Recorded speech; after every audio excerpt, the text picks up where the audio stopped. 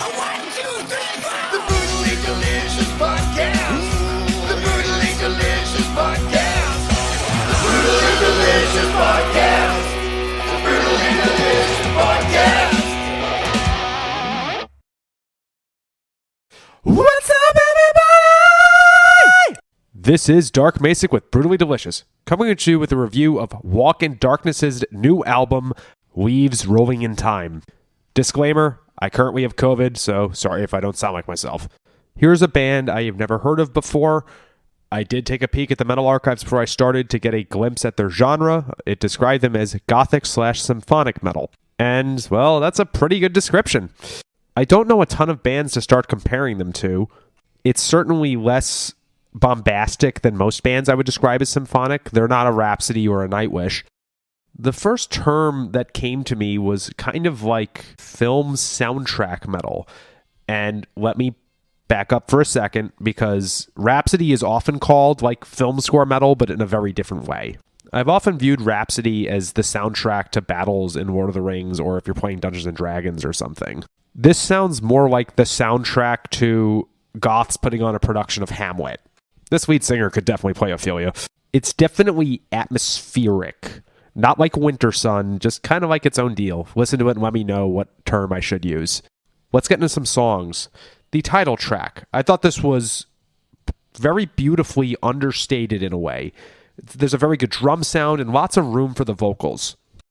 As I often say, there's a really good chorus here, but this one specifically made me want to read the lyrics. I have no idea what Leaves Rolling in Time is supposed to mean, but it did pique my interest. With the exception of bands like Kiss, where every song is about sex, I'm notoriously terrible at picking up what a song is about. I guess that's part of the mystery, though. Like, you're so vain, you probably think the song is about you. The song Get Away. This is single material. I think it's more accessible than most of the album, but it does not betray their style. There's some good textures or atmospheres or whatever term I'm not using here on the chorus. Walk Close to Me. Here's another really good song. I got the idea that this one should have been the album closer, and as I got towards the end of the album, I'm sticking with this one. I think this one has good cathartic vibes, maybe? There's just some kind of resolution at the end of it that I think actually surpassed the end of the album. No Oxygen in the West. Good song, very strange title. Again, I'm thinking I got to read these lyrics because I have no idea at all what this is supposed to be about. The band's from Italy, so that is quote-unquote the Western world. Is this fantasy? I don't think I've been as perplexed by a song title versus the song meaning since Digsy's Dinner by Oasis. Around this point in the album, I'm asking myself, what is the band's stagecraft like? I think a lot of these compositions could be anthems, but the production is anything but that. When I was on 70,000 Tons of Metal a few weeks ago, there was a black metal band called Batushka that had just very, very ornate, gothic, I'm blanking on good words here, stage production. I viewed them more as performance artists than I did traditional musicians. I'm curious whether this band goes in that direction, except I do think the music here is very, very respectable. And last song I'm going to talk about here is called Elizabeth. At first I asked myself, is this another song about Elizabeth Bathory? Like, we've got plenty of those. I was very pleasantly surprised by how heartfelt this song was. It seems to be about, I don't know, someone once in love. I don't have lyrics for this. I'm probably way off, but I'm going to bet my entire 401k right now that this is not about bathing in virgin's blood.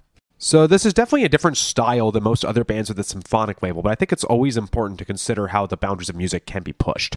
I mean, it's possible I'm just completely myopic and focused on the power metal style of symphonic music, symphonic metal, but I did think this band was very eye-opening and produced some very respectable music that I think should really have a visual component. And now I'm off to YouTube to see whether they have music videos. Rock on. Ever wonder what a punch from Elton John feels like? Or how you'd cope with having turned down the chance to be in Nirvana? Or what signal Keith Richards gives when he wants you to get the hell out of his hotel room? Fans of Too Much Effing Perspective don't have to wonder, because they've heard these exact stories and a jillion others on our podcast. I'm Alex Hoffman, former tour manager for Radiohead. And I'm musician and comedy writer Alan Keller. On the TMEP show, we get guests like Nancy Wilson from Heart, Jeremiah Freites from the Lumineers, and Modern Family's Julie Bowen to tell us things they may have only shared with their therapist, clergy, or a TMZ stringer.